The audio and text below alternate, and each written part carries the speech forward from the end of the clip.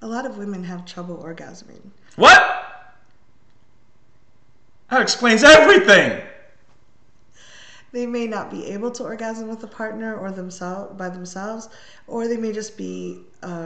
It may take them a long time, or it might be a struggle for them. I just thought it was me. It is you, sweetie. It's me. It's so me. That anyone can orgasm around me is a miracle. I'm Reid Malco from readaboutsex.com. I'm Cathy virtually from theintimacydojo.com. All right, so we're gonna put a little humor into what can be a frustrating situation. And there is pressure. Like if you're having trouble orgasming, and your partner is starting to take it personal, there's more pressure, and there can be stress in a relationship because of it. Because we've been taught as a society that an orgasm is a sign, like it's the goal. That's what we're supposed to go for. And so if our partner's not helping us orgasm, they may feel like they're not doing a good job. And so there can be that it can put stress on a relationship, which makes it even harder to orgasm. Yes. So one of the things I like to do is I recommend for my clients is they just take some time that's not, the agreement is you're not going to orgasm. So you can spend... reverse psychology. Yeah. It's good. Yeah. It's good. So spend... You're not allowed to orgasm. Enjoy yourselves. So just set aside, you can set a timer if you like, where you're going to just have an hour to touch and play and enjoy each other's bodies. No orgasms! None! You can play that yes. You can play that in the background if that does anything for you. Schnell with the no orgasming! But it does take the pressure off. And talking about it, a lot of people just get caught up in their own heads about it, and they're not sharing with their partners, and so they're both like, you might be in your head, oh my god, she didn't orgasm, and I might be in my head like, oh my god, I didn't orgasm. He's gonna think I'm not responsive, or I don't care. We're not attracted to him, and then he's gonna get triggered that he's not a man, because a real man always makes his woman come. So it can be a spiral. So difficult conversation formula is a good one to follow. Links below. To help people talk about, just getting it out in the open could relieve some of the pressure. Yeah. Mostly have those conversations when you're not trying to have an orgasm. Yeah. That will help. So talking about this kind of stuff when you're not in bed, like when you're in situations where it's okay to, to have the conversation, but not have to have, go to have sex right after the conversation.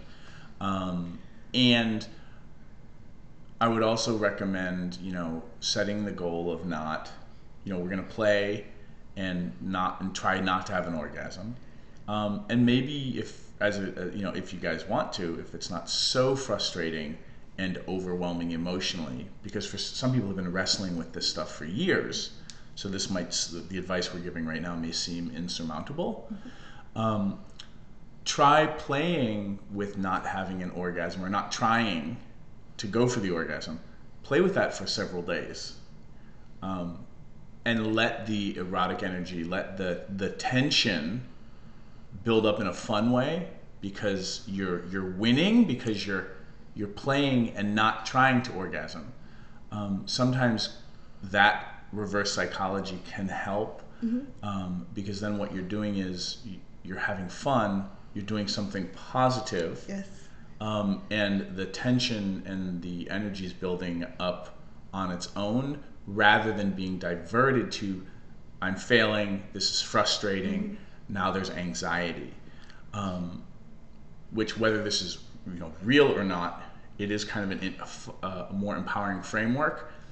The energy that would normally be released in orgasm, I'm releasing in the anxiety and the frustration.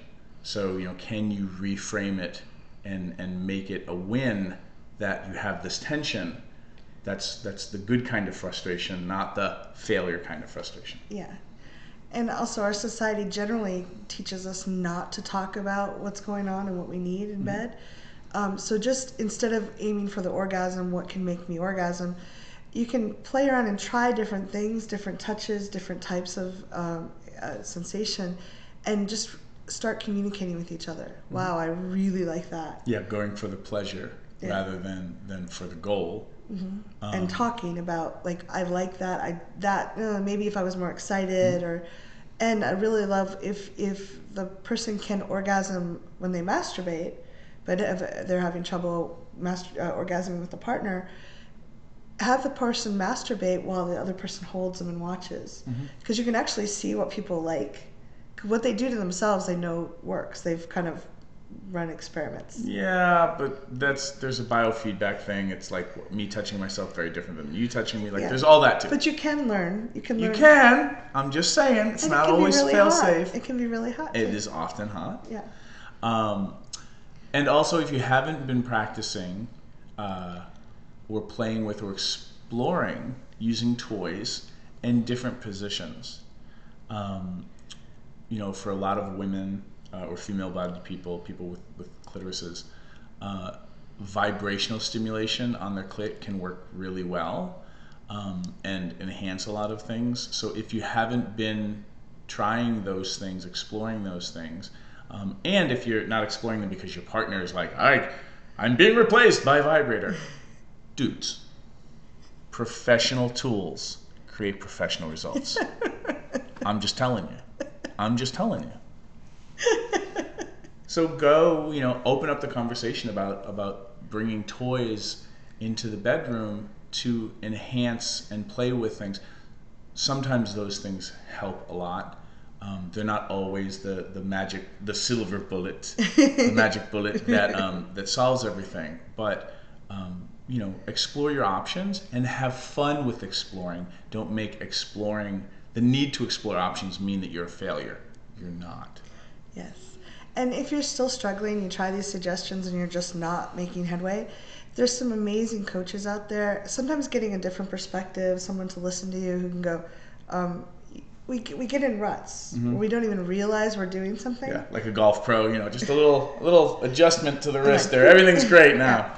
Yeah. Well, talking to a coach or a therapist about this can be really helpful. So you deserve to feel really good. Yeah, and sometimes it's useful to talk to somebody else rather than always processing with your partners. That can be helpful too. And I would encourage you to be talking to your partners as well. Yeah. Awesome. Comments. Leave comments. Let us know what it's like, how it's going for you. Bye.